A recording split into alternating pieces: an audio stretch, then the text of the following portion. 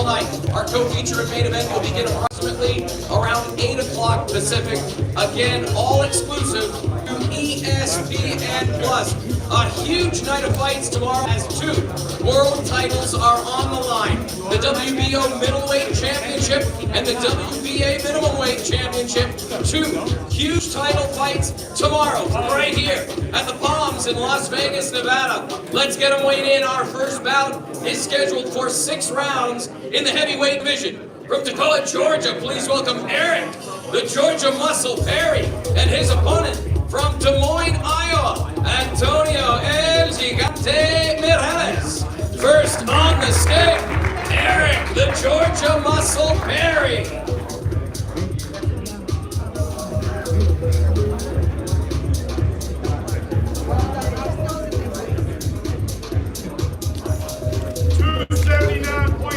$279.8 for the Georgia Muscle Perry. $279.8. And his opponent from Des Moines, Iowa, Antonio El Gigante Mireles.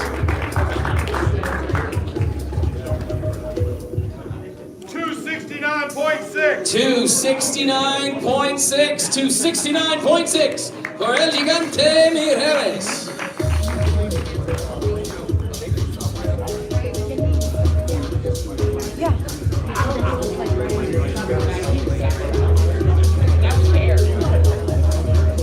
This bout again scheduled for 6 rounds in the heavyweight division.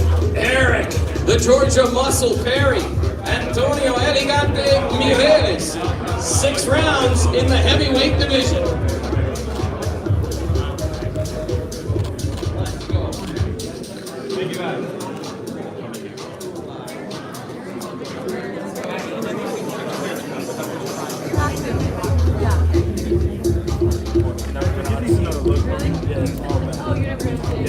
Our next bout scheduled for 8 rounds in the lightweight division. Please welcome from Santa Maria, California, Karlos Balderas, and his opponent from Ensenada, Mexico, Esteban El Doi Sanchez. First on the scale, Karlos Balderas.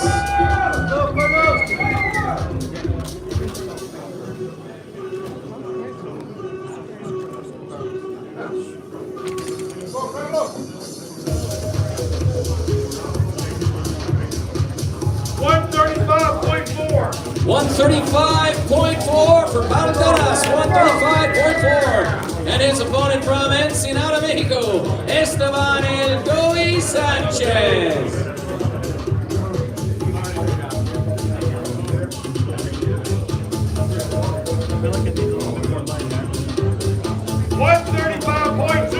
$135.2 for El Doi Sanchez.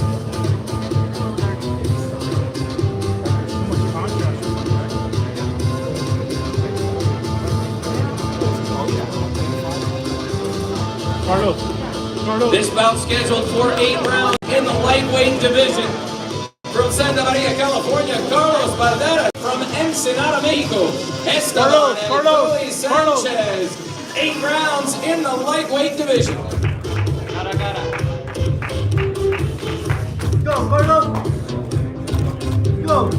Come on, Carlos! Carlos!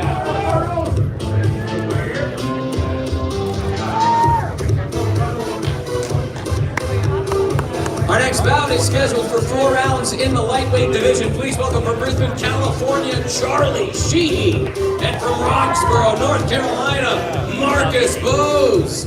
First on the scale, Charlie Sheehy.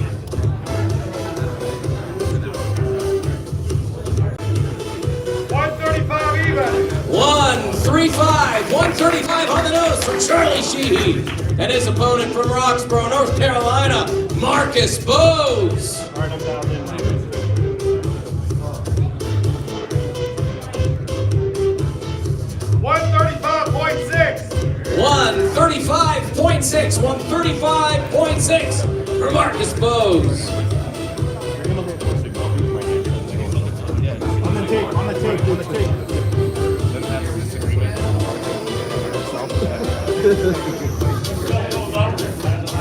This This bout scheduled for 4 rounds in the lightweight division. Charlie Sheehy, Marcus Bose, 4 rounds, lightweight division.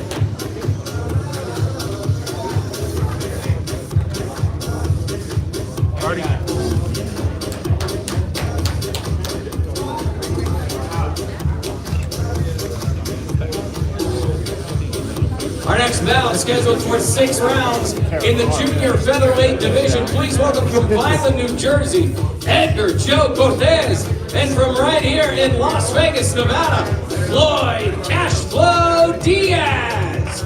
First on the scale, Edgar Joe Cortez.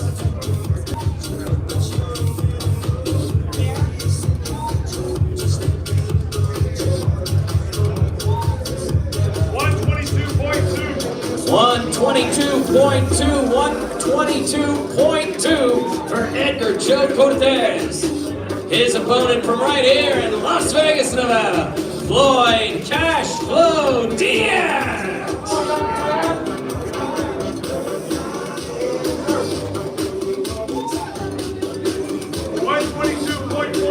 122.4 for Cashflow Diaz.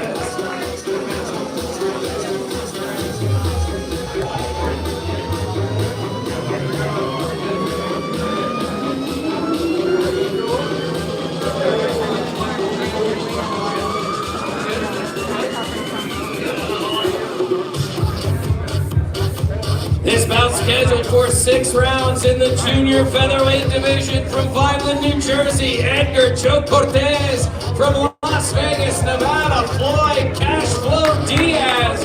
6 rounds in the junior featherweight division.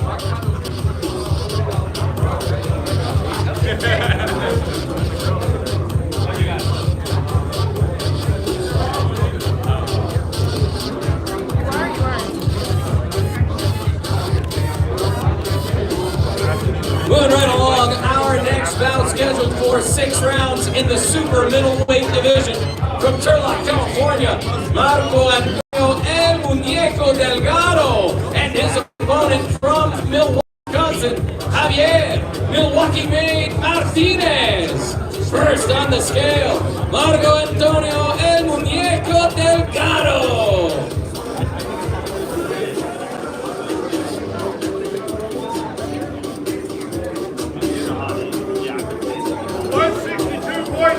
162.6 for El Muñeco Delgado. And his opponent from Milwaukee, Wisconsin, Javier Milwaukee-made Martinez.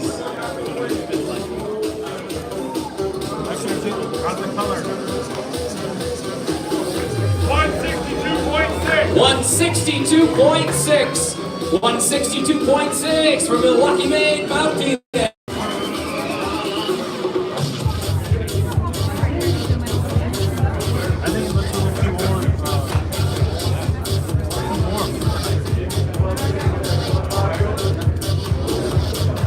This bout scheduled for 6 rounds in the super middleweight division from Turlock, California, Marco Antonio El Muñeco Delgado.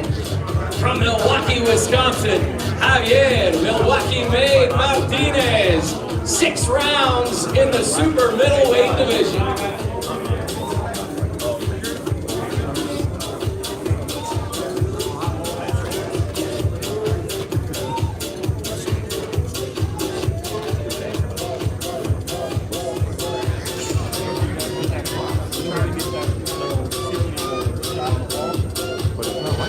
Our next bout scheduled for 4 rounds in the lightweight division from South Bend, Indiana, Julio Cesar Martinez, and his opponent from right here in Las Vegas, Nevada, El General Emiliano Fernando Vargas.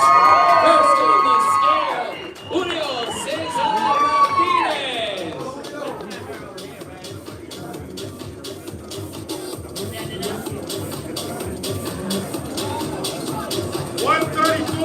134 for Julio Cesar Martinez.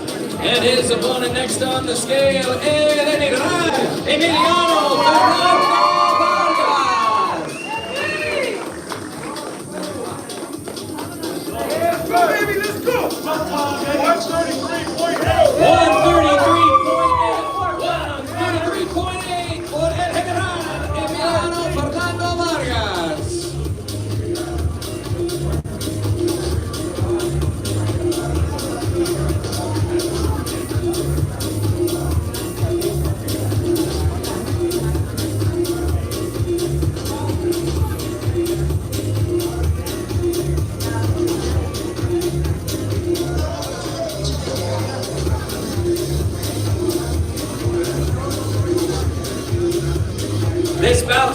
for 4 rounds in the lightweight division. From South Bend, Indiana, Julio Cesar Martinez.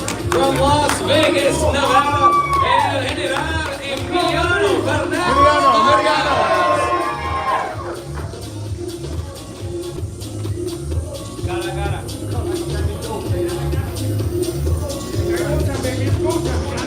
Go time, baby, go time! Thank you, guys.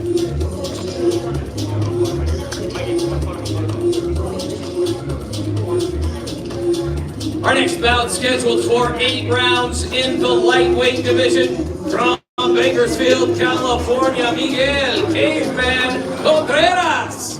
And from Montana, California, Raymond Danger Murataya. First on the scale, Miguel Caveman Contreras.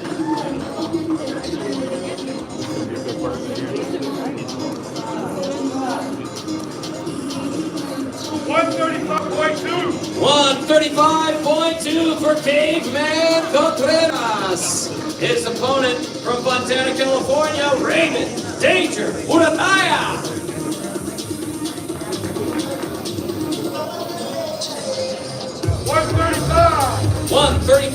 135 on the nose for Raymond Danger Murataya.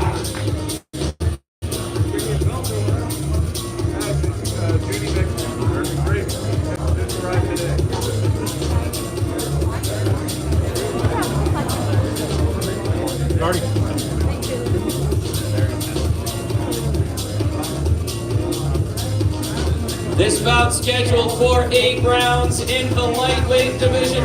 From Bakersfield, California, Miguel Caveman Contreras. From Montana, California, Raymond Danger Murataya.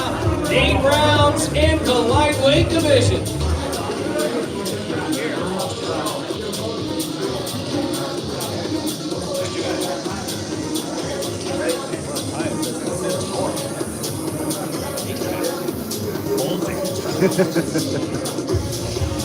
All right, ladies and gentlemen, it is now time to weigh in our co-feature of the evening, scheduled for 10 rounds for the WBA Minimum Weight Championship of the World. Let's meet the challenger from Buenos Aires, Argentina, Jasmine Laefa Villarino.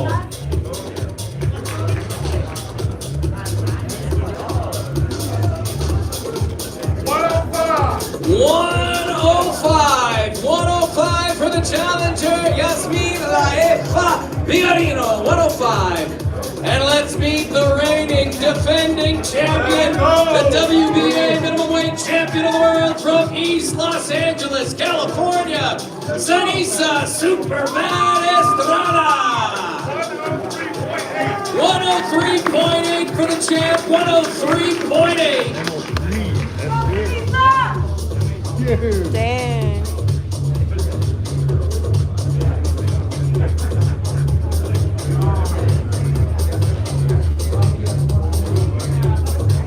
This is our co-feature of the evening, 10 rounds for the WBA Minimum Weight Championship of the World.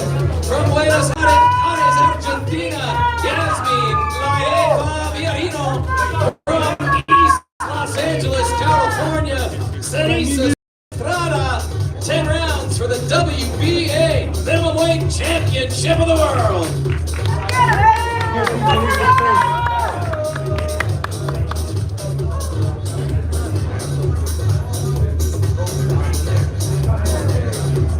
Ladies and gentlemen, it is now time to weigh in the main event. Again, it all goes down tomorrow, Saturday, November 12th, from right here at Palms Resort Casino here in beautiful Las Vegas, Nevada. Here we go, 12 rounds for the WBO Middleweight Championship of the World. Please welcome the challenger from Battersea, London, England, Anderson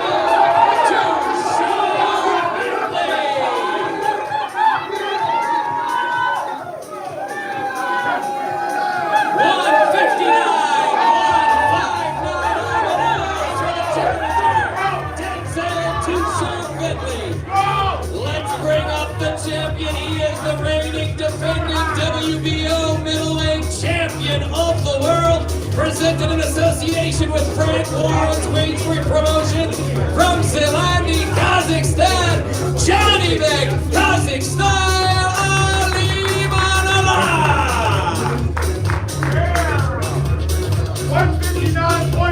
159.6 for the champ. 159.6.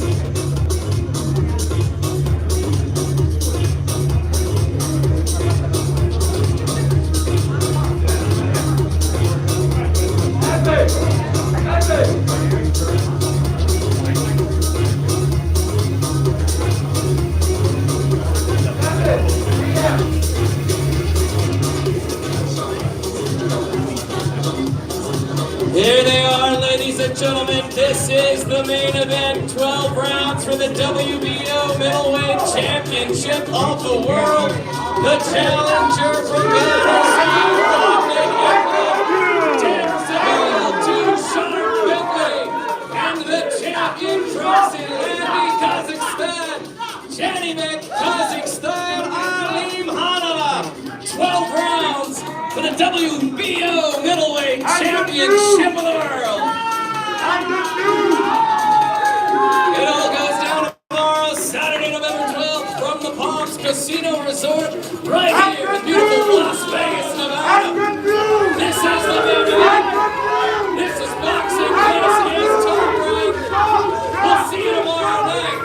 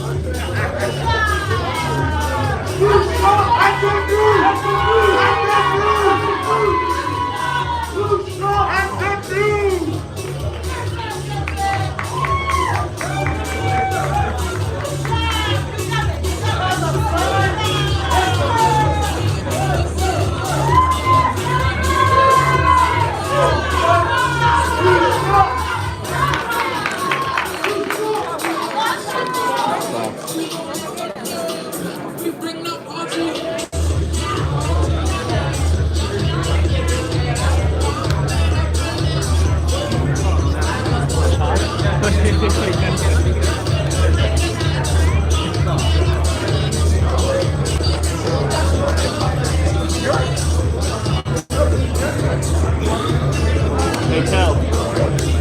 Janibek got to see blackness flag.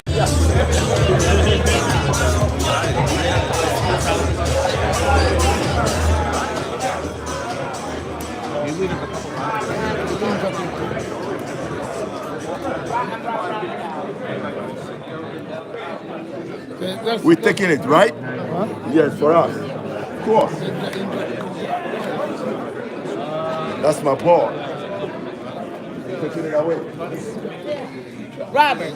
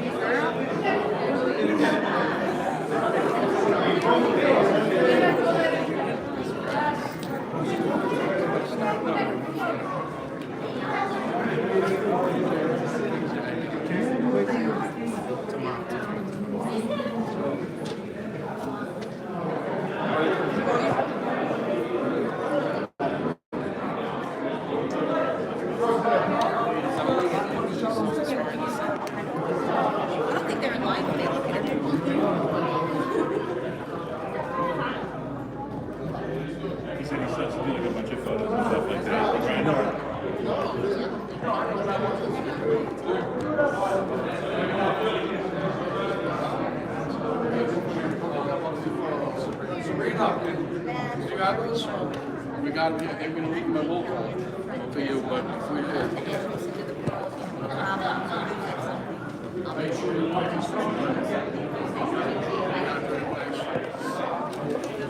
Wristband? Perfect. I see your stamp. You're good.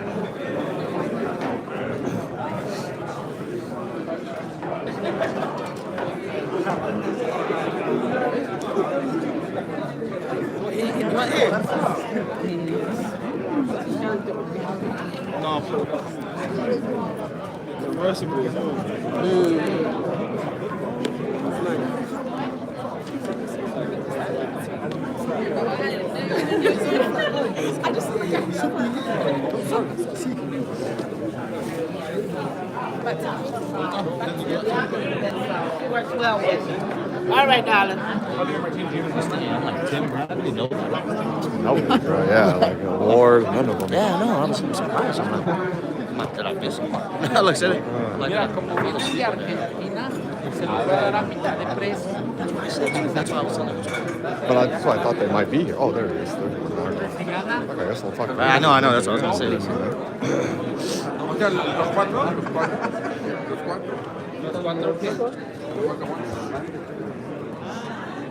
I need Mark to do me a shout out real quick, too. Oh, yeah.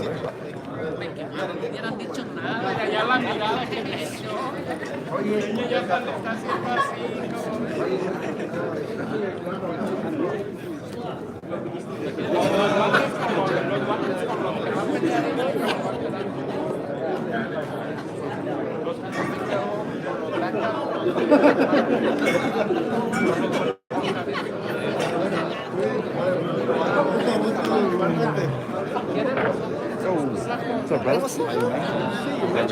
I was surprised by how much, how many fans. Yeah, the great guy, Denzel Bentley, brought his crowd.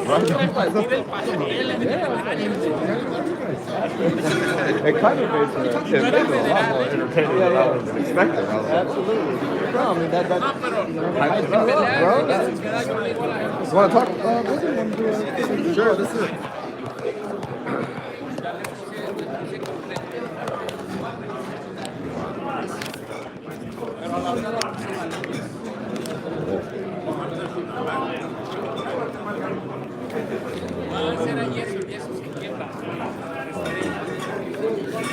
All right, Stephen Guadagno, Cal Word of Sports. We're here with Bernardo Osuna. Man, I got kind of hyped in here today with Janibek and Bentley. Bentley bought a few people over the pond for sure, and Janibek's people were out there too, being loud. Yeah, I was really surprised by the amount of people that came out to support Denzel Bentley. It was actually pretty cool because, a lot of times you hear about fighters, leaving their country and going elsewhere and just being all alone, and that's not the case for Denzel Bentley. He brought his crew, and they made a lot of noise, so it's going to add to a really great fight atmosphere, and Janibek's got his crowd out here as well, so it's going to be a fun night on Saturday night here at the Palms. Yeah, and we got Seniesa, the first time on ESPN with Top Rank, just a very dynamic fighter at minimum weight.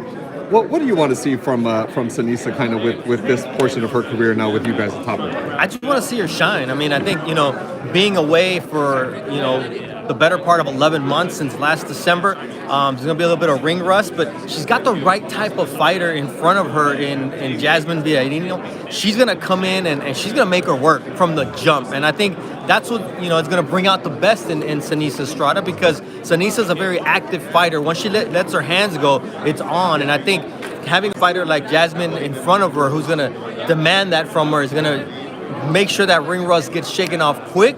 And she's going to know that she's going to fight from the jump. So I think that's going to be an exciting fight. And just the upside for a fighter like Seniesa Estrada. That's what excites us at ESPN about her making the jump over to our company and fighting for Top Rank, because we see what she's capable of doing. The excitement she brings, women's fighting's had a stellar 2022. And to have her be here with us in the latter part of the year, to help us close it out, it's going to be really good for her. She understands what this fight means for her career, and I think, it's a really good marriage. Golden Boy did a great job building her up, and now it's up to us to help her get to that next level and get her those unification fights. And, it's always hard when you have small fighters. It took Humberto Chiquita Gonzalez and Michael Carbajal to put the little guys on the map and to make them millionaires. And, I think Seniesa, if she gets the right matchups and we get those big fights, when you throw that many punches that rival what men throw in that same weight class in 3-minute rounds, then that gets fans excited, and she's got that type of style. Yeah, man, it's been, a great year for women's boxing. Maybe women's boxing may have outdone the men this year because they fought the fights, right? Katie fought Serrano, Michaela, Baumgartner, Shields, and Marshall, yes, thank you. Yeah, man, it's a great time for women's boxing. Just talk about the latter part of that. The men, couldn't get it together with some of them, right? Spence Crawford. What was your kind of just reaction as a boxing fan? I'm sure you're kind of like the rest of us, just disappointed to hear it. I'm frustrated. I mean, because that's what holds boxing back. It's like we love the sport and we're hardcores. And you know what? The reality is this. Boxing has a hardcore fan base of 300 to 600,000 fans who are going to buy anything and we're going to support anything. But the reality is, for boxing to continue to shine and to grow, it needs those crossover stars that people on the street care about. What made Floyd great? What made Oscar De La Hoya great? What allowed, millions of tickets and pay-per-views to be sold when McGregor came across. It's the fact that people on the street know these guys. And unfortunately, as much as we love Spence and Crawford, they can walk down, Fifth Avenue in New York and nobody's going to know who they are, or a very limited number of people, and I think that's what boxing needs right now. And that was a star-making fight. The Spence-Crawford fight is one of those that even if you missed the first one, you're going to be around for the rematch and maybe for the trilogy fight, because those are the type of fights when you're talking about, for me, that was going to be a fight to crown the number one undisputed pound for pound champ. Like whoever won that fight, no doubt was going to be the number one pound for pound. Those guys are bad. I mean, they're both talented and they're both at their peak. And the fact that we risk not seeing that is horrible for the sport. And I think I'm tired of the guys fighting on social media. Like that does no good for the sport. Like, let's get in the ring, because the sport, it's not dying, but we need these type of fights to keep it going. And the women are setting the tone for the men. And you know what? That's not to say we didn't have a great year, because men's boxing had some great fights this year. We're going to have Chocolatito and Estrada 3 at the close of the year. We're going to have Naoya Inoue fighting for undisputed against Paul Butler. I mean, boxing did a lot of things right this year. Let's not, because the biggest fight didn't get made, because Joshua and Fury didn't get made, let's not forget what did happen in 2022, because sometimes we kind of, as boxing fans, we look at the glass as half empty, and this is a 3/4 full year. I think when we look back at the end of the year and we reflect on what boxing did, we're gonna say we got a lot of great fights, but we didn't get the fight that boxing needed. And unfortunately, that's going to be the sour taste in everybody's mouth at the end of the year. Right. No, you're right, though, because there were some good fights in the beginning of the year. It's just, unfortunately, like you said, it's the fight, and it kind of has been the fight for a while. So, and maybe we just have to say it's not going to happen, and then, be pleasantly surprised if it does. But we may have to just come to terms with, hey, Spence and Crawford don't want to fight each other, because after Spence left Top Rank, that was supposedly the reason that it wasn't happening. It was Top Rank was in the way, blah, blah, blah. And now we're seeing that was not the case. So now who do you blame? There's no one to blame but the fighters. You know why? Because when fighters want fights, they make them happen. We just saw it with Caleb Plant and David Benavidez. You know what? And I'm tired of everybody waiting on that Canelo payday. Go fight those fights. Charlo, go get in there in the ring with somebody, because you're a hell of a fighter, but you need to prove it. You can't just be waiting on that one payday. And that's what I love about Plant and Benavidez, because that's going to be a great fight, that the winner of that fight is legitimately going to have the respect of the fight fans, and people are going to start clamoring for that Canelo fight. And you know why? Because they did it in the ring, and everybody else is waiting on the sidelines. And that's what boxing needs. We don't need Tank and Ryan on social media. We need Tank and Ryan in the ring. We need them to man up and say, yo, sign this. And we need Crawford and Spence to go to whoever they're going to go to and say, yo, I can't deal with this. I can't deal with not having this fight. And it's not good for boxing when both guys are looking at it like, I don't need Spence and I don't need Crawford on my record. You do need each other, because that's what makes legends. Because both guys are ultra talented. All these guys I mentioned are ultra talented. Like, are you gonna take control of your career and say, make that fight? What does it take to make that fight? And now, I mean, that was perfectly put. And now we might even have someone, I mean, it sounds like it Spence Thurman. Thurman can mess it all up because, you know, I mean, Thurman is, has been inactive for a while. Obviously only fought Barrios this year.